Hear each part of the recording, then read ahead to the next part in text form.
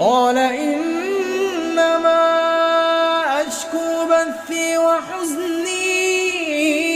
إلى الله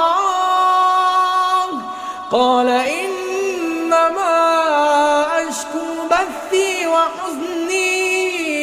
إلى الله وأعلم من الله ما لا تعلمون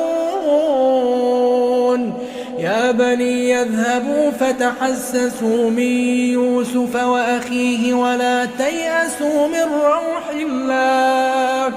إنه لا ييأس من روح الله إلا القوم الكافرون فلما دخلوا عليه قالوا يا أيها العزيز مسنا وأهلنا الضر وجئنا ببضاعة مزجاة